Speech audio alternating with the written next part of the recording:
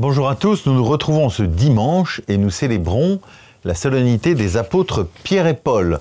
Ce sont les deux colonnes de l'Église, deux saints extraordinaires sur lesquels est basée, construite l'Église. Et donc c'est pour ça que cette fête, qui tombe le 29 juin, prend le pas sur le dimanche habituel du temps ordinaire. Et donc nous célébrons cette grande solennité, la solennité des saints Pierre et Paul. Nous savons que c'est les colonnes de l'Église.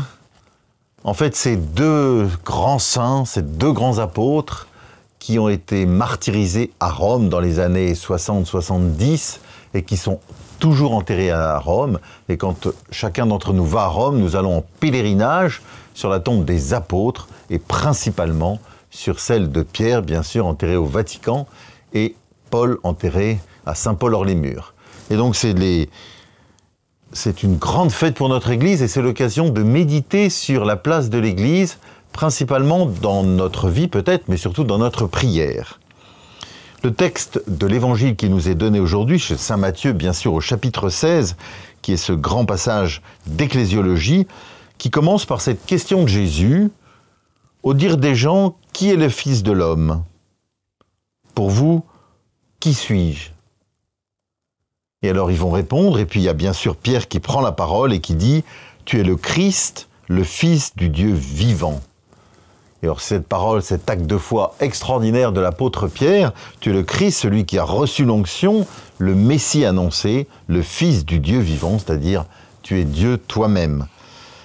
Et la réponse de Jésus qui lui dit « Heureux es-tu, Simon, fils de Jonas, ce n'est pas la chair et le sang qui t'ont écrit cela, qui t'ont révélé cela, mais mon Père qui est aux cieux, et moi je te le déclare, tu es Pierre, et sur cette pierre je bâtirai mon Église, et la puissance de la mort ne l'emportera pas sur elle. » Donc c'est ce grand texte, Matthieu 16, qui nous rappelle le fondement de l'Église. Alors bien sûr, la tête de l'Église, c'est Jésus, mais les fondements, c'est ces deux colonnes, Pierre et Paul.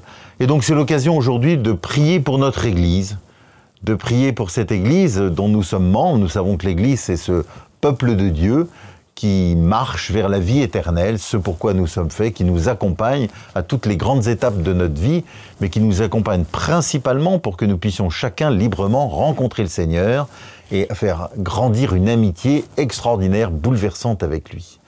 Et donc c'est l'occasion de prier pour le Saint-Père, bien sûr, en ce jour, prier pour notre diocèse, prier pour nos pasteurs, prier pour chacun et chacune d'entre nous, que la communion grandisse entre nous, comme le souhaite si forcément le pape Léon, et que nous puissions ensemble découvrir le Christ, nous laisser aimer par lui, l'annoncer avec joie et partager l'éternité avec lui. Voilà, bon dimanche à chacun et à chacune.